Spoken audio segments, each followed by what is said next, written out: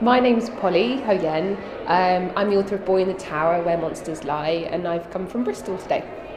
My name is NIkesh Shukla. I am a writer and I live in Bristol, but I'm from London. My name's Bali Rai. I'm an author of children's, teenage, young adult novels. I come from Leicester, which is where I live. And I was asked to take part by Random House, and because I know Commonword and Pete, this is a project that I've been a part of, or certainly the conversations to do with it, for a very long time.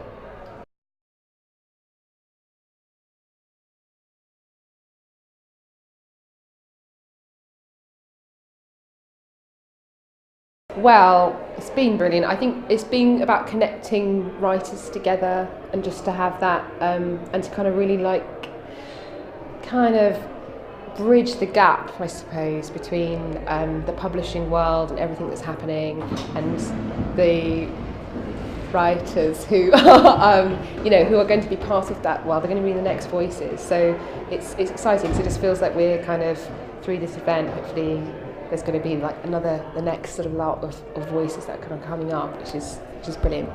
I think it's a great opportunity for writers outside of London who aren't necessarily in the London literary scene to have access to some of the best agents and editors around the country and help them to demystify the publishing industry. And also just being in the room with editors and people of the industry at that calibre can make the difference in a marginalised writer's career. It can give them the confidence to keep going.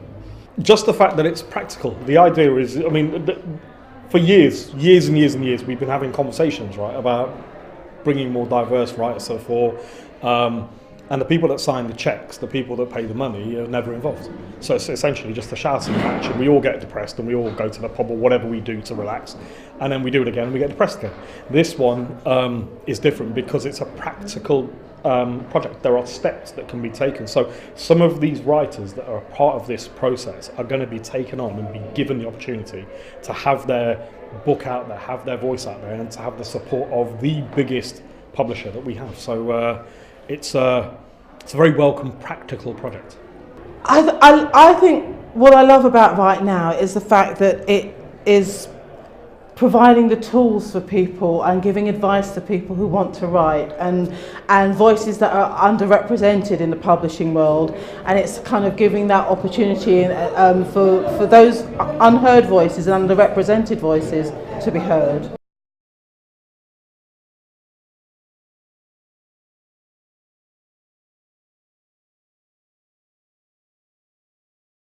Simply, we need to see a reflection of our society through our books, which at the moment, we're working towards, and it's brilliant that Penguin Random House are really addressing this issue through these events. But our children need to see their faces and hear their voices in the literature that they're reading, and they need to have those role models as well of writers who are from their areas and from their backgrounds who are making a success from writing and enjoying being part of this industry. Because otherwise we live in a world where we have what Chimamanda Adichie refers to as the single story, and it's a monoculture, and if we want to believe that the UK is a multicultural society, then we should have multicultural voices. Representation is very, very important, not just for the people of colour in this country, but for English people as well. I think there's lots of reasons why, but for me, one of the main ones is that diversity should be the mainstay of British literature. We live in a country where 15% of the population is what they call black and minority ethnic.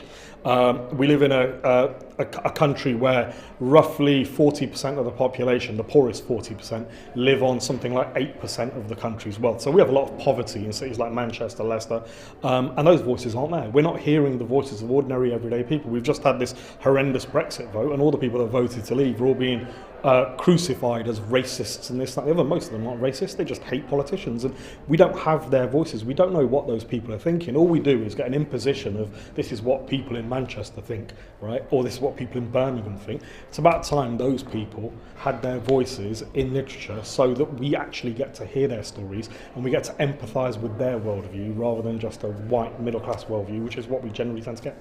I think it is incredibly important because we live in a world where we need to hear those voices, and I think to combat sort of ignorance and fear, etc., and the way to do that is to have more diverse voices and just become more aware of other people and other cultures and other religions and other classes and so on. And that's exactly what Right Now is about. It's about giving people a voice and saying, you know, that saying the publishing world wants to hear from you, and about time.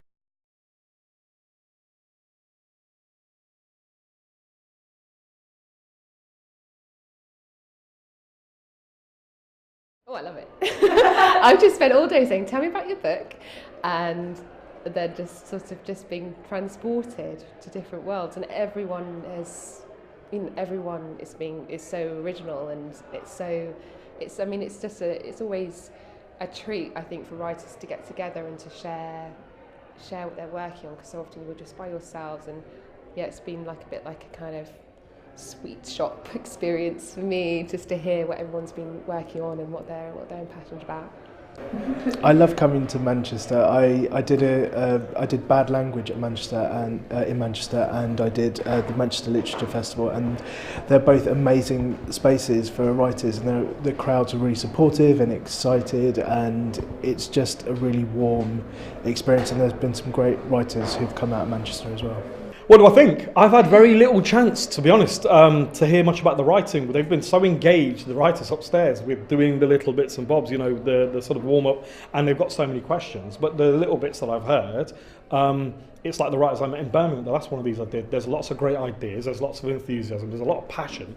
And from what I've heard so far, the little bit I have, it all sounds great. It sounds, you know, weird to say this, but this is kind of what I was expecting, because this is, if I went into an audience full of kind of writers who were all white from the southeast and from London, they'd be passionate about their ideas too. The key to this is that passion exists in every community around Britain, and it's great that Right Now is giving these people who are normally unheard from an opportunity to raise their voice. It's fantastic.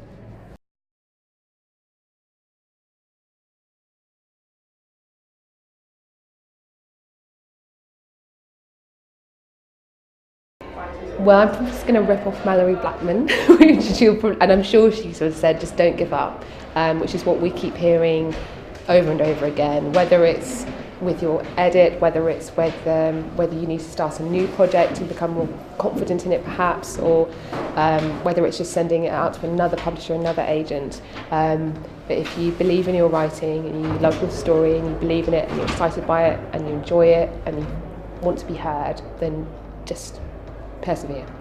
Keep going, we need you.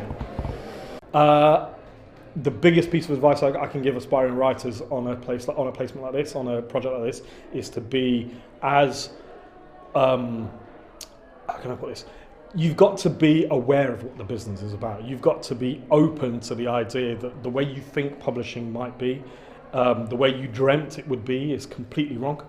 And the practical reality of day-to-day publishing as a business is something that you need to not only be aware of, you need to go into it understanding that publishing works in a certain way, and that's not going to change for you. So you need to accommodate yourself to that and be very, very, just very, very willing not to compromise on your passion and your ideas, but to compromise on the way your career might start, the places it might go, what editors might do with your work. You've got to be open to criticism, open to editing, and open to the idea that publishing essentially at its heart is a business, and you're going to become one of the cogs within that. So I think being practical about the realities is vitally important. I think my major piece of advice for authors would be, don't give up.